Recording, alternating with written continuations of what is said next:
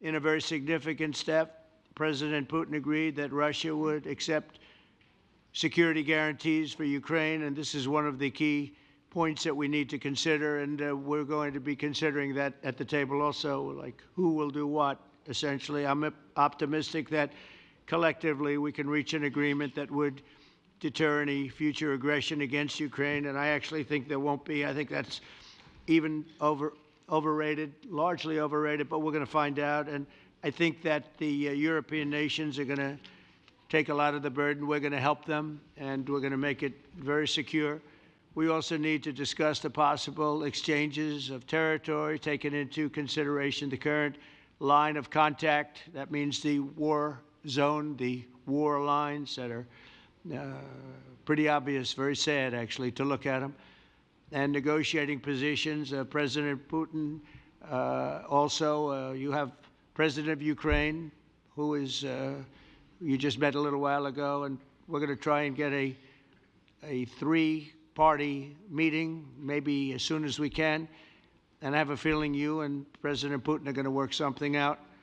Ultimately, this is a decision that can only be made by President Zelensky and by the people of Ukraine working also together in agreement with President Putin. And I just think that's very good things are going to come of it. So I hope we have a good meeting. And if we can have a good meeting, I'll set up a meeting with President Putin.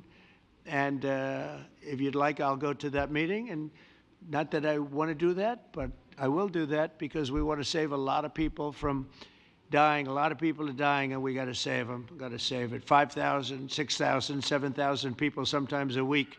All of us would obviously prefer an immediate ceasefire while we work on a lasting peace, and maybe something like that could happen. As of this moment, it's not happening, but President Zelensky and President Putin can talk a little bit more about that. You know, in the 6 or so wars that we stopped, we haven't had a ceasefire.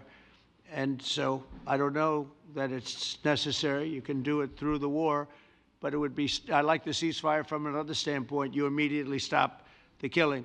But I believe a peace agreement at the end of all of this is something that's very attainable, and it can be done in the near future. With all of the wars that I got involved in, we only have this one left. Of course, as I walk out the door, there'll probably be a new one starting, and I'll get that stopped too. But I thought this was going to be one of the easier ones. It's actually one of the most difficult and very complex. The next step would be for a trilateral meeting, and that will be worked out. And I just look forward to working and having a great result. We're going to spend a lot of time today talking about, and we're really honored you guys came over. I mean, these are the heads of major countries and respected all over Europe.